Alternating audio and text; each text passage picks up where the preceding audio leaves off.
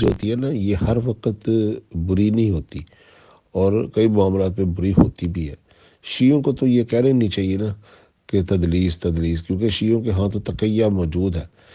وہ تدلیس اس وقت ہی کی جاتی ہے جب اس کی ضرورت پیش آ جائے۔ اگر فرض کر لے کہ کوئی جگہ ایسی جگہ پر آپ بیٹھے ہیں، وہاں پر ایک راوی حدیث بیان کر رہا ہے، اگر وہ ایسی شخصیت کا نام لے، یعنی کہ وہ حضرت علی کا نام لے، تو وہاں پر معاویہ کے کتے بیٹھے ہوں تو وہ تو اسے قتل ہی کریں گے نا۔ تو وہ اگر حضرت علی کا نام سکپ کر دے یا خاموش ہو جائے تو اسے بھی تدلیس کہتے ہیں، لیکن وہ تقیۃً ایسا کرے تو اس کے لیے جائز ہے۔ اور کئی مرتبہ لوگ جو ہے نا مدلس تدلیس اس لیے کرتے تھے کہ اپنے وہ ان استادوں کا یا ان راویوں کا نام چھپا جاتے تھے جن کی اس وقت لوگ دشمنی میں گرے ہوتے تھے،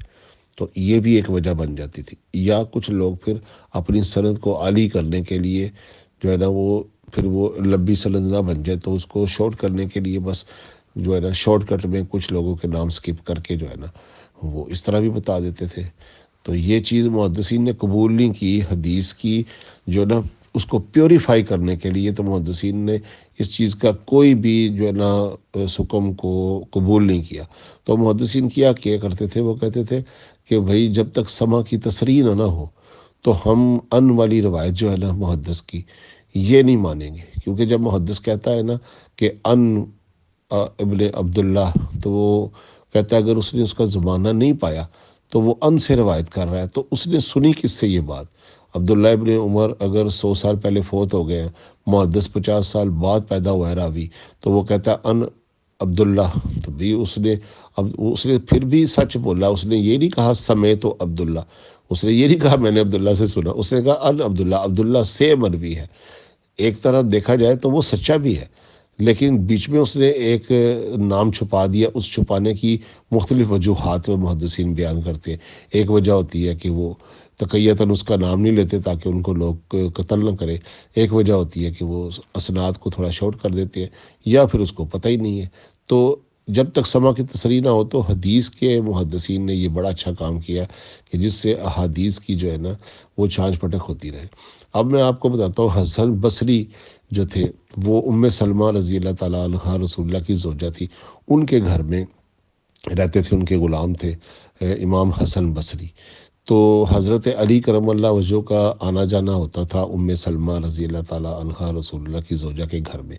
تو وہاں حضرت علی حسن بصری کی تعلیم فرمایا کرتے تھے، بہت کچھ علم ان کو سکھایا۔ یہ تصوف کے بانیوں میں حسن بصری کا نام بھی آتا ہے، یہ جتنے بھی پیر فقیر ہوتے ہیں وہ حسن بصری سے تصوف کی باتیں جو ہے نا لیتے ہیں۔ تو حضرت حسن بصری جب روایات کرتے تھے نا، وہ رسول اللہ سے روایت کرتے تھے کہ رسول اللہ نے یہ کہا، رسول اللہ نے یہ کہا۔ تو انہوں نے تو نبی علیہ الصلوۃ والسلام کو دیکھا ہی نہیں کبھی، نہ ہی ان کے زمانے وہ موجود تھے، تو وہ کیسے کہہ رہے ہیں رسول اللہ نے کہا؟ تو یہ محدثین نے کہا کہ حضرت علی انہیں بتاتے تھے کہ میں نے رسول اللہ سے سنا، رسول اللہ یہ بات اس طرح کیا کرتے تھے صلی اللہ علیہ وآلہ وسلم۔